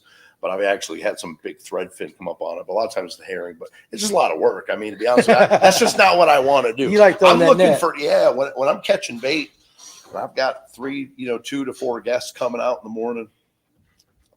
Yeah, throw that net, baby. Look, I'm looking for 100 to 200 baits. Just to be honest, I won't even start my day without 100 with less than 100 baits. I watched some guys do that on the backside of Chickamauga Dam on Nickajack. Yeah, they had those little rigs out there, whatever the hell it was they were catching, but it was like, throw it out. You ever seen them Chinese fishermen or whatever it is over there, and they're all just like a pole jerk. And it's like, the fish just come off hook at the right time. I don't know how that works. Yeah. Never works for me. Skipjack sometimes up on the up at the that might have been what. Yeah, that might have been what. Kind of using a sabiki rig, a little just different. Little heavy, like having a big 1 ounce or ounce and a half, 2 ounce egg sinker, and I might have 4 or 5, like doll hair jigs or shiny heinies they call shiny heinies, different, baby. Tied in line, and that's kind of the same. It's kind of a big boy sabiki rig to an extent, and I think the skipjack are kind of like a big herring. They are same family, They absolutely love it over there. So, Jason says I fish tuna for spot almost always at night. After hearing Mr. Joseph, I'm thinking about. I think I'm going to make a striper trip this evening. Go at it this evening. So, when can you really hammer them on a fly rod on the green lights down there? Year round or right now? On a fly rod. Yeah, right now, and then even in the summer, so the stripers, you the stripers, I wouldn't want to get up in the river on a day like today or tomorrow. That river's still rolling pretty strong, still a little muddy. Boy, Carter's pushing a lot of Carter's water. Flooded. Carter's trash. Yeah. Good night. Did you see the pics of all the trash that came down the river? I figured, I didn't know that stuff was on the lower. I thought that was. I don't know where it was at. I just saw, here's Carter's. Here's all this trash. Here's a little bit of water. There's a lot of stuff. Yeah. Does Allatoona get like that? It can, especially when it's been kind of steady, and then there's just a lot of debris stuff. You get full pool and a lot of stuff that's all that just detritus and stuff, whether it's human waste or just debris and stuff. Yeah, it's at a certain level. Now you rise up 2 feet, and 2 feet didn't mean 2 feet might have been 50 feet back in. Yes, to a cove or something like that. I mean, all kinds of stuff comes out. Then. Oh yeah, for sure. Yeah. That's very interesting. Let's say, so Derek O says they're pulling up skipjack on Chick, aren't they? And I think that's what they were probably catching, but they were right there at the base of that dam, which was kind of sketchy anyway. They're honestly, I actually sometimes when we'll go striper fishing, we'll hit one of the bigger rivers, the Tennessee River. That's where the big boys are. Yeah, sometimes the fun part of the fishing is catching the bait in the morning, going out and. Those little things fight like a tarpon, they remind me of tarpon. I'm like, they're like, I'm bringing the ultralight, like I'm just have fun catching skipjack. Catch a 16 inch skipjack on 4 or 6 pound test, right? Just for kicks and yell. Yeah. Tell you, it's a battle. It's fun. Yeah. I accidentally with that comment about Carter's. Did we answer the question on the fly rod there? No. All right, so your question was again. Say your question again, Blake. Like, when is the right time to get? I guess on Allatoona with a fly rod to go chase stripers. Is it a nighttime green light thing? I mean, can you be running points right now trying to chase them? I know, like Henry Cowan on Lanier, he does his striper fishing in the wintertime when they're up in the upper part of the water column with the fly rod. Yeah. Is that something similar on Allatoona? Or maybe. Or would you suggest that? In the springtime now and even into the fall. Like, I mean, I would fish them all year long. I would be fishing kind of like long points and stuff like that early in the morning. If I was throwing a fly, I wouldn't be playing around with a small fly either. I'd be throwing a minimum 3 to 6 inch streamer, like a big streamer. Big profile, and you're trying to entice, especially a striped bass. And you get the hybrids and you just catch them feeding on top. Again, back to the whole. You probably have a hammered kitchen spoon, so you can throw pretty much anything that's moving fast or ratting by them to hit it. Okay, that makes sense. Yeah, that's pretty. So Sales Realty Group, again, that's a new name for me in the comment section. So appreciate you joining us tonight. You guys need to speak to Brad Sales. He is the king of nighttime bass fishing. Well, I tell you what, I will talk to anybody. So do me a favor and set that up. And tell if you can talk Mr. Sales into coming and talking with me, I will talk to him. And you actually can message me on Facebook, Danny. You can do it through Fish North Georgia. Just straight up message me, Danny Pruitt, on Facebook. I would love to talk. Anytime we can get a quality guest on here that knows something, I want to talk to him. So the whole goal is to help people catch fish. So absolutely, I appreciate that recommendation. JP says, ask most nighttime tournament fishermen. They can tell you about the heartbreak of catching a striper at night while throwing bass lures. Absolutely. And listen, and I'll tell you what, even in the daytime, these guys, they talk about the Sabills and stuff like that. Yeah, I was nailing the spots, and then the line burner showed up. And that's why a lot of guys like, I'm not, I love the cash products. I love them, but a lot of guys are like, I ain't throwing an expensive topwater thing because I know a striper is going to take it eventually. They just know at some point, he's coming. He's coming. Right, but I remember one time throwing across just the back of a cove with Jonathan Farmer bass fishing, and I threw a shaky head, and I was like, I had gotten hung up in the tree. And so I pulled it out, but I tightened my drag down, not paying attention, fixed my shaky head, and just cast it without resetting my drag. Well, I made a bad cast, but I was just burning it back across the top. Dude, it wasn't even a monster, but he smoked it and then proceeded to bulldog my ass right under the boat, and I didn't have my drag set, and it just pow. Yeah. But it was like, it was almost like lovemaking when you get 50. It was like, 10 seconds of real, like absolute excitement. You know what I'm saying? Followed by a lot of disappointment. I'm just being honest. It is what it is right there. So Jason Jones says, I can't get them to eat on a green light. And I'm right there with you. I've been with Ryan and a lot of other guys. There's something about, I guess you just got to do it enough. That green light fishing, maybe I'm doing it wrong. I don't know, but I've thrown the kitchen sink and them fish are just giving me the finger. They're not hitting it. What's the secret to a green light? Drop some knowledge on them. Catch them when they're feeding, and they'll bite anything. Right. Yeah, we're going to blame it on that. Bad timing. Yeah. I mean, you can pull up sometimes, and they're not even care. But one right. of them bust a shad, you can throw anything in there, and they're going to eat. Yeah. And that's the truth right there. There's back to that whole, you might pull up on a green light. It's 9 o'clock at night, and you see that green light. Those fish are just shut off, for a couple hours, and you're not really going to entice it. Back to that, sometimes one of my favorite things to do in a green light is drop a big flutter spoon. Really? When I can get close enough to get to that light, a lot of times they're in docks. I've spent some money. I've bought some lights for people, so they put them out on their dock. Yeah. I get it's fair game. Anybody can go fish it. Sometimes I feel a little protective of the lights, Oh, for sure. My own slip now. I got a green light in my slip. Yeah. Yeah. I get it. I know at night, it comes on a certain time. I know guys, the guys on the camera sometimes. Yeah. I see you fishing my green light. Well, it's okay though. Thanks for you leave me some lures and stuff. Attached to the ropes and all that jazz. That. I've got a lot of shaky heads and some good Yamagatsu hooks. On the dock that I'll see. Look at that. It's freebies right there. Seals, Jason Jones says, been there. We're talking about the drag. Been there. Not the love making at 50 part, but the forgetting of the drag. You'll get there. You'll get there. Hunter Moore. Okay, so this is interesting. Your buddy Hunter. Now, you talked about just dropping a big flutter spoon. And his thing is, number one, throw in the shadow past the light and go small. Sometimes, to each his own, that's. No, there's something to be said about that. Sometimes that's exactly, a lot of times that's a key thing. I didn't see where he said something about the outskirts of it. A lot of times those fish aren't right in the light. They're lurking in the darkness, right on the outer rim of that light, looking into the light. They're looking in. They're waiting. Just like what is it I want to eat? Like what's going to come? They're sitting there. A big fish. I don't care if it's a bass. You guys think that bass don't just chase shad. I think if they had their choice on Lake Allatoona, they'd eat bluegill all year long. Really? Oh yeah, it might be the number one forage base. Again, just my own opinion there. Not saying that that's what's happened, but I know that fish can get pretty hot when that when the brimmer's spawning and there's a lot of young fry and stuff in the backs of the cove. That's when I see a lot of the big fish hunting and chasing back. He says running shadow lines just like when you're fishing for snook. I guess down in Florida and stuff. Okay. So doing the shadow line. Makes sense. Yep. Makes sense. And JP says, now this is interesting.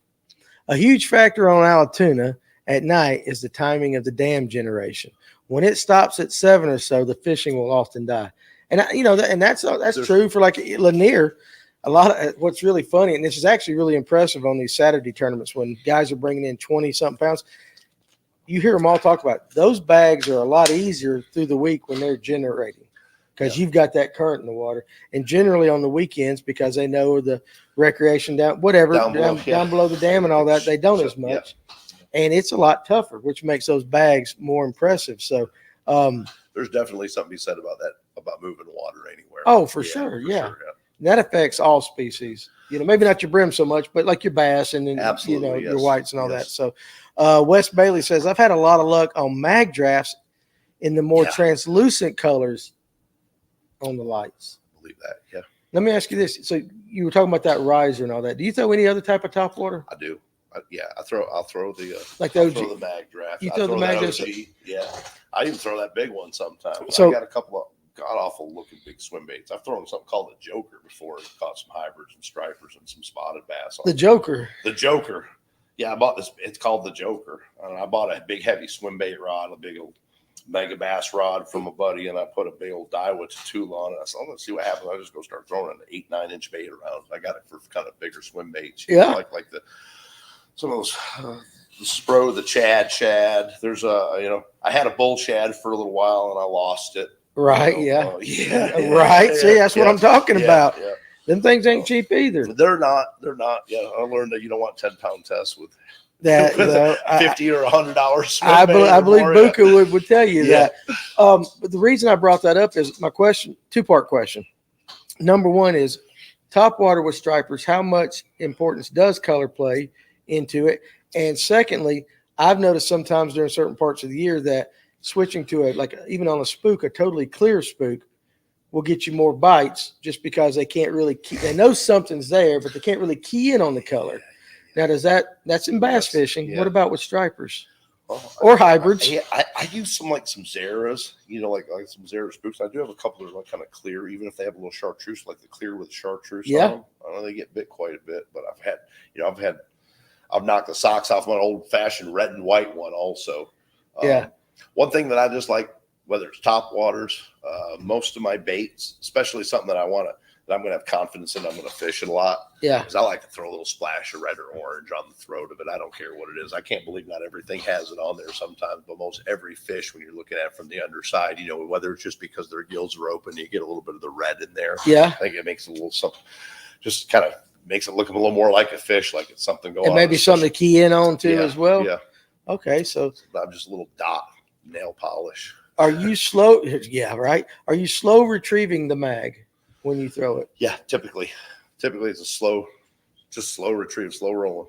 Okay. Slow rolling. I like that. So there's one that's what is it? It's actually called the slow roll or something. Isn't it a mag draft? I've got some that I use in a brown trout. It's like a 6-inch. It's a brown trout. It's called a mag draft. I want to say it's a slow roll. I have no idea. But it's been a while since I've seen the package of them. I take them out of the package and I fish them. Right.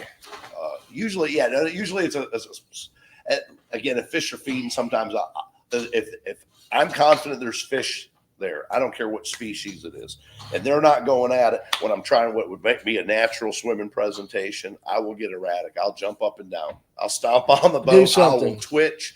I might just hold my line and just start shaking the rod and the line, just something, show them something different sometimes. And if that's what gets bit, that's what I'm doing. I do that a lot for crappie or bass when I'm fishing small baits. Like Hunter was talking about fishing small. That man likes to fish a lot of just 2-3-inch swim baits around the docks and stuff. He's caught everything. Yeah, that man's I've seen the pictures. Yeah, you're fishing for crappie, you're targeted, but guess what? Even those big fish, they're keying in sometimes too. If it's put in front of them and it's a 2-inch bait, and like, oh look, free food. For sure, absolutely. Yeah. Hunter McDonald says, Uncle Joseph. Hey, my little buddy Hunter. There you go. Congratulations, is my nephew. So Hunter, I love having him out on the boat. It's been a while. He was out last summer with me. I bet he single-handedly caught 200 pounds of fish in about 3 hours. Okay. It's one day. Yeah. That sounds like a good time. Yeah, he'll be up here in Dahlonega here pretty soon for school. So. Is he going to North Georgia? He is. Yeah. Well, there you go. Proud of him. Yeah. Absolutely. You should be. And Hunter, when you get bored, come down here and shop. Sit down and talk. So hang out with us. Here, Fish North Georgia. I promise you I won't corrupt you too bad. I will take it easy on you. Now, you talking about going crazy, erratic, and all that. Do you ever use, when Jeremy Molnax was on with us, Chauncey's talked about it a little bit, that little thing. Do you ever take the stick and start thumping it on the bottom of the boat to make the noise? There's machines that do that, for you to kind of fire the school up. I do. You do that. I do. Now, do you have the machine? I do. I do that. I know it's been one of those nights. But do you ever, when do you use that technique of just making noise? I'm pretty confident there's fish in the area, right? Yeah. But they're not underneath the boat just yet. But I'm in a spot. I'm going to stop at a spot. I'm pretty confident I'm going to be able to bring fish here. Fish are going to be passing through, whether it's a ditch or little space on the outside edge of the channel or something. Pretty much where I'm confident the fish are going to come through. But they're somewhere. They're not that predictable. They're just going to be back and forth the same day. You could think you have a beat on them the next day. So that drumming sound, what I don't think a lot of people know is why we drum. Why do we drum? I think we drum because, if you had really good ears and you were underwater, I think as the stripers and hybrids when they're feeding, particularly striped bass, I think there's a clicking sound. Okay. Going on. I used to think, hey, we just do it because they're curious, right? Like they can be a curious fish, but they just want to come in here with the noises, right? Like you're out in the woods and you got a wild owl around, you start hooting, he's going to come closer, try to see what's going on. Yeah. I attribute it to that because I've heard that. Yeah. I've also heard, these fish are just ingrained. They started with a mechanical feeder, so they hear that mechanical sound and they think it's the feeder. I mean, I don't know how what kind of memory they got. Yeah, like I don't know, maybe I can't remember yesterday morning. Did they know they actually, weren't raised, they were raised in the Atlantic Ocean at one point, how far back do we go with that? But after a little bit of research that I've done on my own, I've heard it more mimics their feeding. Feeding sound, the sound underwater. of the feeding and all that. So for that reason, I like that steady cadence. You sometimes there's even like the thumpers. There's a really good one, Bobo's thumper. Yeah, and he makes one. It's kind of neat. Forget about it. Set it. You can try to change the the frequency or the cadence of it. Whether boom, boom, boom, boom, I got you. Sometimes I'm drumming. I got a big old piece of hickory from the shores of Lake Erie that I thump on the boat. It's a big old staff. Sometimes I'm just I'm just kind of getting a little crazy with it, sometimes thumping, which is sometimes could probably be, people don't understand that sometimes early in the mornings, like you're out and you're really trying to enjoy it with peace and, watching the sun come up maybe, and, you're hearing nature and here's the guy just beating on the boat. Sometimes, right. Once we get him started, another time that I've actually found to be very effective, like you can see it work. You'll have fish, might be a pressure situation, but fish are pegged on the bottom. I've seen stripers, hybrid, they're pegged so close to the bottom. If you don't know what you're looking at in your electronics, you just think that you might be looking at rocks or pebbles down there. Yeah. Yeah. Boom, boom, boom, boom, boom, boom, boom, boom. And you'll see one or two, you'll see them spike up off the bottom. Sometimes it's enough to get them up a little closer and like, hey, let's get interested in that. And you're like, oh, those are fish, and then you go up to the bait. Come up to the bait. Yeah. Again, my own speculation, my own observation. Sometimes we knock the socks off on it. I never pick I never drummed at all. And sometimes that we start drumming, and I think I'm thoroughly convinced it helped a little bit. I always try to tell people too that this isn't what you normally do, especially if you don't fish often. Like you come out and learn. I do a lot of instructional fishing. Yeah. So I'm like, hey, listen, so don't ever really do this unless you're fishing this style. Like, you don't want to go on the stream or the pond and just start knocking. Typically, historically, you kind of want to be quiet. You want to. That's interesting. Stealth. Yeah. In the comment section, JP says crappie and hybrid fishing. My dad used to knock his pipe out on the side of our aluminum boat when we would slap the water with our rods, just something that makes it commercial. Yeah. And then Derek O says it sounds like when you put too many towels in the dryer. Or of course, if you put your overalls in there, my wife's like, "What the hell you got in the dryer?" And I'm like, "My overalls. You ain't got whatever." It's like that. I've had some times, and it was a friend who had shared this with me once too. We were talking about it, and it clicked on me that I remember even as a kid that something my grandfather showed me. Fish ain't biting. They just ain't biting. I'll take the net or the oar and just start beating it about in the water. Yeah. And, then you start catching some fish and you're like, okay, coincidence? I don't know. Sometimes you create a commotion, and a lot of times it's, back to the thumping, like you're just mimicking that there's feeding going on. So the fish are kind of like, oh, and they're competitive. They want to get that food before the next one does. Too. Yeah. Let me ask you this, because guys, I'm getting ready to kind of end this night, because this man, not only does he have to go home and spoon with his wife for a little bit, but he's going to be up at 3:00 in the morning, catching bait. So I'm so appreciative that you came up here. But if somebody wants to book a trip with you, and listen, the personality alone is probably worth the trip. But if somebody wanted to book with you, how would they get in touch with you? So Heron Outdoor Adventures, Heron like the bird, like the great blue heron, Heron Outdoor Adventures.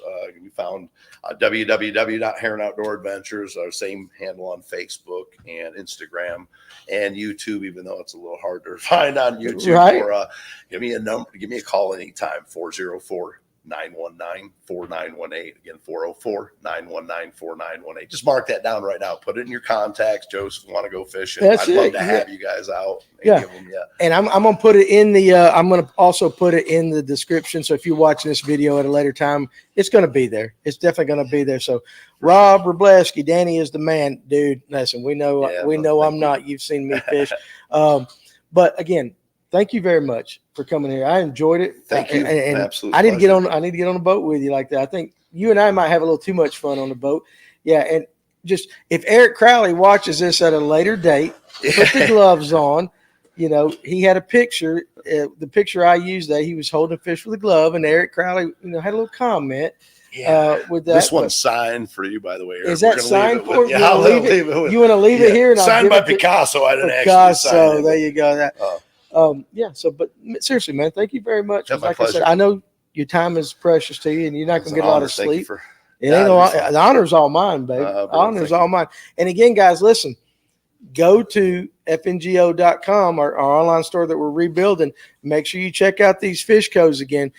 You got to type in the code FNGO Fish Co, and you get 15% off, which basically takes this $6.99 pack of Fish Co baits, the original swimmers, the OG swimmers, knocks about $1.05 off of them. And it's only for a week, so you better go hit it now. So it's a solid color. It is a solid color. They got some great colors. They got them all on the website. Yeah. And again, Thursday night, you guys tune back in for the live. Well, we're back to, of course, our big lakes and bass fishing.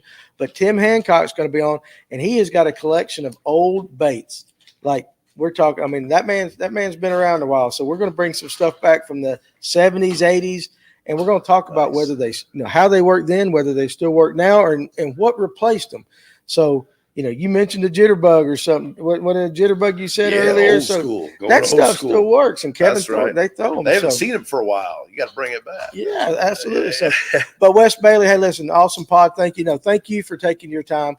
And again, any of you guys that are watching later, thank you guys. And the show is what you guys make it.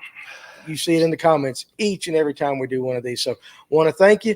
If you're out on the water this week, and we don't see you Thursday night, I'm going to go ahead and tell you, be safe, number one, and enjoy fishing. Just enjoy it, man. Tight lines. So we'll see you on the next one, guys.